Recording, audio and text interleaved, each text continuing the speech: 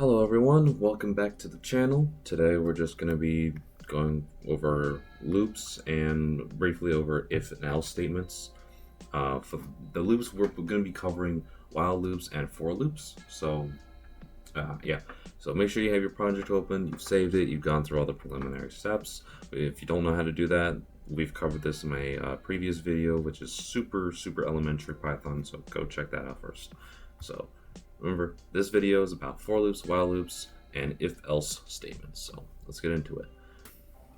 First we're going to define x is equal to 5, and then we're going to create an if statement first. So let me explain this to you. Well, let me show you first. If x is equal to 5, colon, as you can see the indent, similar to the functions, we're just going to do very simple print x. We're just going to do that. So what is happening here is that the computer will look at if, and then it will check this conditional, x is equal to 5, and if that returns true, then it will do whatever is indented in this section. Now, something to note is the double equal sign right here. This is telling the computer to check to see if the left side is equal to the right side. This is not to be confused with the single equal sign over here, because this is meant for setting a variable to a specific value. This is for comparing the left and the right side. So just think of it like that. So we're going to run this, and as you can see on the left side, it just prints 5. And then if we run it 4, then it will print nothing, because this is returning false and it is not doing this. Now, the next component we are going to touch on with if and else is the else. The else, colon, and like this. Now, else does not have any conditionals, because else always comes at the end of the if-else statement. We'll get to the middle part in a bit, but first, a lot of times when you're starting out very simple, it's just going to be if and else, because you're just going to be comparing two things. When you have multiple, then we'll be covering else if. But first, let's talk about else. Else has no conditionals, and it is similar to if, where it has the colon and then it will indent. So we're going to say print, make it a string, x is not 5. Then if you run this, then x is not 5. So now about that middle part with else if. So else if is spelled like this, else elif, and then you write a conditional. If x is equal to 7, then semicolon, and then there's another indent, and you say print. Let's just say x is equal to 7.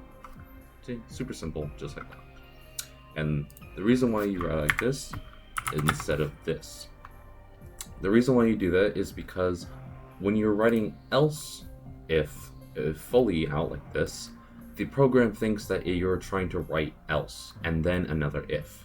However, if you've got it down to elif, then the program will understand that you're abbreviating it to else if, and then you're trying to create another conditional here. So let's just say if, let me just to show you, if x is equal to 7, then x is indeed equal to 7. Super simple stuff. So now the reason why I am telling you all this before talking about loops is primarily because of the while loop. The while loop is spelled like this, while, and you always want to have a conditional in the while loop. So while, let's just say x, well first let's define a variable called y equals 10, while x is less than 10, colon, and then let's just say print x is, colon, I'm just going to say x. Now it'll just know what's going to happen is every time x is less than 10, well, just, not bad, well every time x is less than y, it will print x is, and then it will print x. And that is super simple. Well, let me run it. Now, as you can see, this is why we need conditionals. So let's just, of course, stop. Alright, when you're getting this, make sure at the top here under shell, you can also press interrupt execution and restart shell, which will completely, just something to know. If you're getting something like this, it will undo it. Now, you might be wondering what happened, and that is because X does not increment, X does not increase. What you want to do is you want to do X plus equals 1. This is the more advanced way of simplifying it down. For legibility, this is for like coder speed reasons. For legibility reasons, since this is super elementary, we're going to do X equals X plus 1, which is the same thing. And what it is X is equal to itself plus 1. Now, you're just increasing it by 1. The same thing works with minus, but then you're going to be going all the way to negatives. When you're writing a while loop, you always want to have the conditional in mind, and you have to be making sure that you are always, you always are going to be doing it. You know what's going to satisfy the condition, and you know when it terminates. Because if you don't, you're going to be running into this for literally forever. It will constantly be doing this.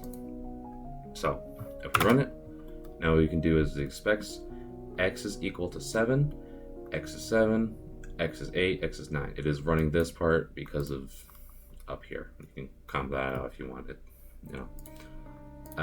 but down here, this is where the while loop, so I'm going to space it out a little bit more. So this is where the while loop comes in. While X is less than Y, print X is, and it makes X is, and then 7, 8, and 9. Now, we have to remember, computers always operate from the top down. So it goes here, checks, okay, true, X is less than Y, it's still 7 and 10, prints, and then it changes. So if we moved it up here, then this would be 8, 9, 10, because it would reach the end, and then it would check. It's just going down and then resetting to the top. So you can think of it like that. Now let's go down here. Now actually we're going to do print, just a quick buffer zone. And then I don't think I touched on this at all, but if you do \n in strings, that will tell it to make a new line. That just stands for new line of code. So we're going to make another buffer, just like that, just to space it out a little bit so you know what part I'm talking about. And we're actually going to add a buffer up here, just to space things out a bit. So now if we run it up here, now you can see that there's the buffers. Get rid of that. I don't know why I put it there. Oops. So now let's talk about for loops. So what we're going to do is we're going to create a new list. We're going to create a list. I didn't touch on this in the last video. List is not really I mean, it's kind of a data type, but it's a list. It's not an integer, it's not a float. It's a combination of floats, integers, and strings, etc. It's a combination of things. So I'm going to touch on that more in a separate video, but for right now, just know that it is a combination of a bunch of things. It's just anything you put in there. It could be variables, it could be values, it can be anything. It's just a place where you can keep everything. So we're just going to do 1, 2, 3, 4. Super simple. And by the way, this is not applicable into other languages. Writing it like this is specific to C, because with other languages like C++, you have to go through a couple other hoops. But Python's super simple, and it just lets you create a list just like this. So now, why did I create a list? So for, this is about the for loop. For, let's just create a new variable, p, and n. And then we're going to print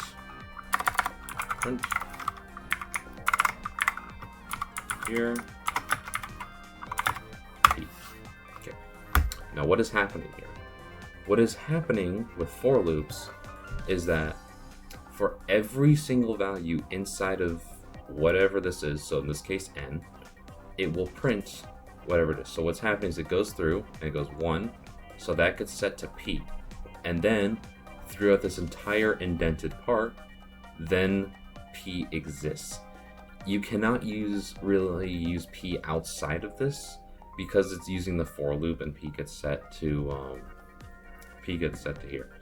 You can do some shenanigans, but for simplicity's purpose, we're just going to be saying p is only applicable inside of here, inside of the indented space. That's how it works in other languages.